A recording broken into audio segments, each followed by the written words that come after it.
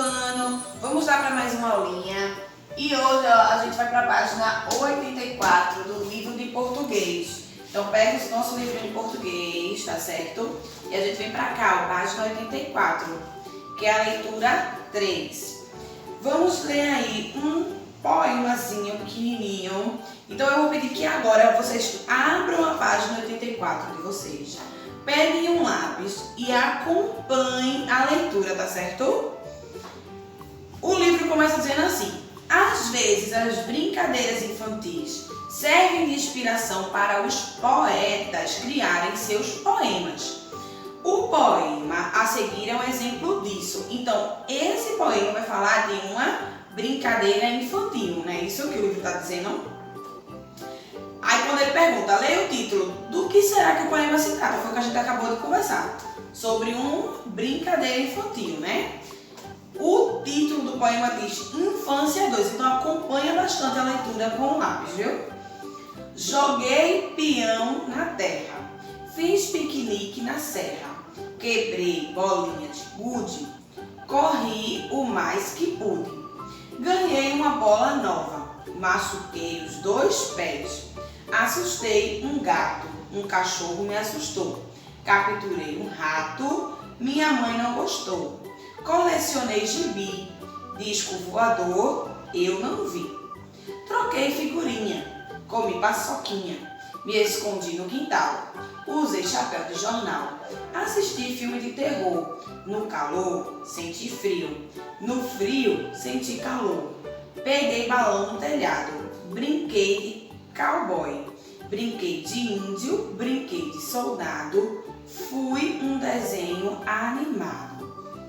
Esse poema que a gente acabou de ler está falando de uma parte da infância, né? Das coisas que se faz na infância, de brincar com os animais, com o gatinho, de imitar o gatinho, de imitar o cachorrinho, de pular e correr, certo? E quem escreveu esse poema foi Lázaro Simões Neto. Aí embaixo, cada um na sua casinha vai ler quem foi esse homem que está no finalzinho da folha. Agora nós vamos para a página 85, que é a interpretação de texto. Então aí eu quero que vocês façam cada um o seu. Eu vou ler as perguntas para dar só uma interpretação, tá bom? Mas nada de resposta, vocês fazem. No primeiro, ele quer saber quantos versos há nesse trecho do poema Infância 2. Tia, o que é verso? Cada linha do poema é um verso. Então você vai contar todas as linhas para poder responder o primeiro quesito. No segundo, leia em voz alta os seguintes pares de palavras. Aí ele bota terra e serra, gato e rato, quintal e jornal. Qual é a semelhança entre as palavras em cada par? Prestem atenção no seguinte: terra, serra, todas as duas, ó, ra e ra no final. Gato, rato, tó e tó no final. Eles têm o mesmo sonzinho, eles rimam. Então aí eles querem saber, a pergunta é qual é a semelhança entre as duas palavras que formam um par, tá certo? Então preste atenção na rima para responder essa questão. Aí ele vem dizendo, nos poemas, quando as palavras do final dos versos terminam com o mesmo som, dizemos que as palavras rimam e que no poema existe rima. Então, o poema é um textinho que não tem frases, ele tem versos. Por quê? Porque são frases curtas. Como eu disse, cada linha do poema é um verso. Como esses versos são curtos, você quase lê um poema cantando. Por que cantando? Porque ele rima. O final de um verso combina com outro final do verso. Vamos ver um exemplo aqui. Quando ele disse aqui, ó. Fiz piquenique na serra, quebrei bolinha, joguei peão na terra, fiz piquenique na serra. A última palavra do primeiro verso é terra e a última palavra do segundo verso é serra. Todas as duas terminam com ra. Então, você leu o poema cantando. Por quê? Porque o final dos versos rimam, são iguais, têm o mesmo som, certo?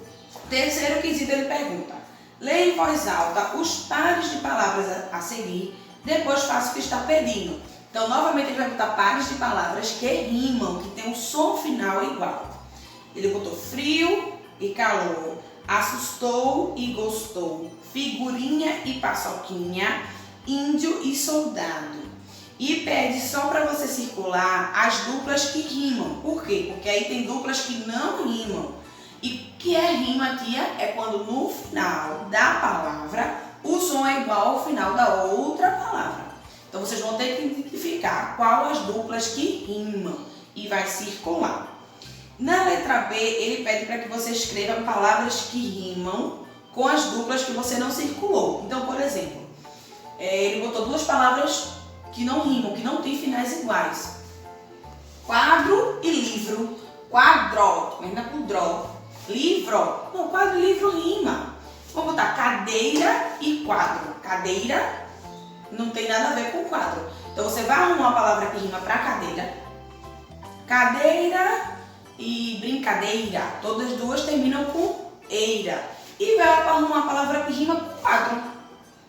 Certo? Outra palavra que também termina com dro. Virando para a página 86, ele diz: relê estes versos e observe as ações destacadas. Vamos lá ler o verso. Joguei peão na terra, fiz piquenique na serra, quebrei bolinhas de gude, corri o mais que pude. Ele destacou as palavras joguei, fiz, quebrei e corri. Aí ele vai perguntar agora aí sobre o tempo. Essas ações já aconteceram ou vão acontecer? E eu explico isso melhor, vou explicar.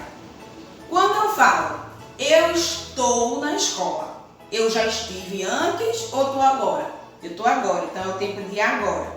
Se eu falar, eu fui na escola, eu já fui, eu não estou mais lá. Então isso já aconteceu. Então quando você lê a palavra aqui, joguei, eu estou jogando agora ou vou jogar amanhã?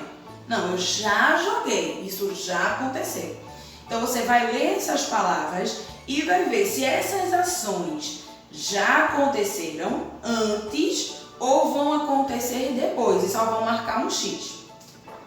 No quinto, ele pergunta: todas as pessoas têm lembranças que podem se transformar em poemas. Até porque esse poema que a gente leu são lembranças da infância do autor, não é isso? No poema Infância 2, as lembranças são de um adulto ou de uma criança. Então, quem narra, quem fala o poema é de uma criança que está vivendo agora essa infância ou de um adulto que já viveu. Então, se a gente volta para o poema, ele fala tudo como já aconteceu. Joguei, fiz, quebrei, ele já fez tudo isso. Então, você deduz que se ele já fez, ele não é mais criança, ele não está fazendo nesse momento. O sexto, pense no significado de infância e responda oralmente. Você acha que a infância é igual para todo mundo? Então isso aí você vai refletir aí na sua casa. Todas as crianças têm a mesma vida? Elas vivem a infância da mesma maneira? Conversa, por exemplo, com seu pai, com seu avô, com sua avó. Como é que foi a infância dele? É igual à sua? Então reflete sobre isso. Todas as crianças que você conhece brincam e vão à escola. Então todas as crianças do mundo, elas têm acesso à escola, estão indo para a escola direitinho, estão tendo tempo para brincar. Ou tem crianças na rua trabalhando, crianças que não vão para a escola porque não tem nem moradia, às vezes são moradores de rua. Então reflete sobre isso. Desenhe como você acha que deveria ser a infância de todas as crianças. Então no quadrinho, no sexto quesito, você vai fazer um desenho. Como que você acha que é a infância correta? Indo para a escola, brincando, tendo amigos, certo? Você vai fazer o seu desenho. E agora nós vamos para a parte da gramática do livro, que a gente vai começar a conversar sobre esse amigo aqui, que é o tio. O tio é um sinal que a gente usa sempre sobre duas vogais, unindo essas duas vogais.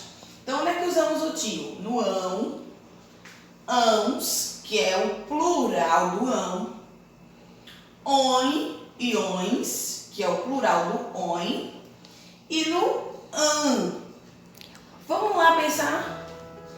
Vamos pensar num exemplo. Por exemplo, aqui ele está usando em duas vogais, mas aqui ele está só em uma vogal. mas ele vai dar esse som aqui. Esses dois assuntos vão se juntar. Por quê? Porque eu sempre o som de ó,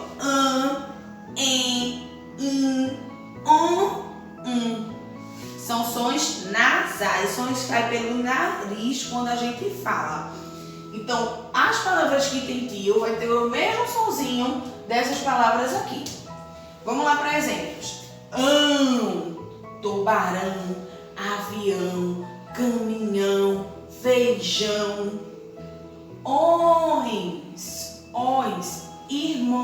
irmãos, no caso, desculpa, irmãos, feijões fica com os. Vamos pensar outra, com ãos. Irmãos, amigãos. Põe aqui na mesa. Põe. Assim põe, se coloca. Olha aqui um exemplo. Limões, irmãos não. Vamos misturando esses irmãos direto. Limões, aviões. Aqui, só lá. Tem o imã, amanhã, irmã. São exemplos de palavras que só o A, maçã, tem o tio. E olha o som do A, fica sempre você vai falar esse A como Então vocês vão aí, bem facinho, é uma folha só, 87, e vão fazer isso aí sozinhos. Tá certo? Não vou nem precisar ler essa página, porque vocês vão fazer tranquilamente. Depois nós vamos para isso aqui, ó. Som nasal do M e do N. Que é quando o M e o N não vem antes da vogal, ele vem depois. Quando ele vem antes, a gente tem má, mé, mi, mó, mu. Mas aqui ele vem depois. Então, tanto quando tem M como tem N, vai ter o mesmo som. Em, in, on, Quando é que eu vou saber se é M ou N? Porque o M eu vou usar antes do P e antes do B. Acompanhar, bomba. Acampar e bomba. Então presta bem atenção. Todas as palavras que tiver depois desse sonzinho nasal, em, in, on, P e B, eu uso o M.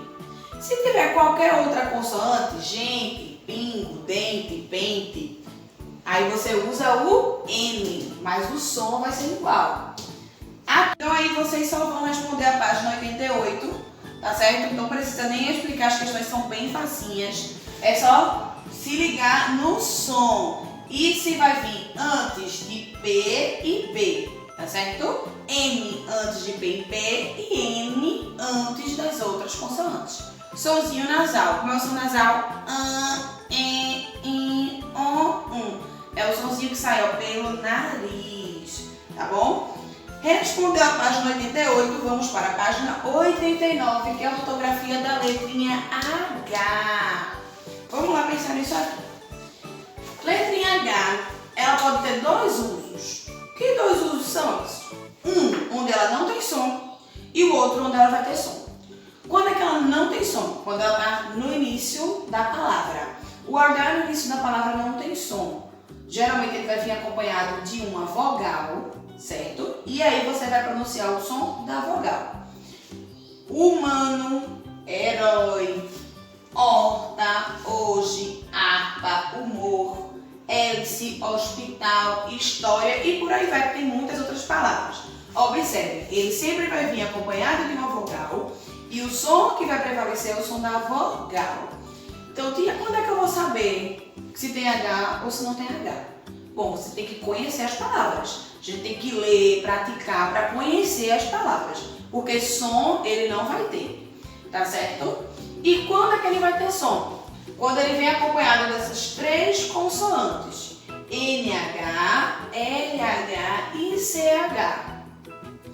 Por exemplo, se eu ler a palavra aqui sem o H, fica galo. Não é isso?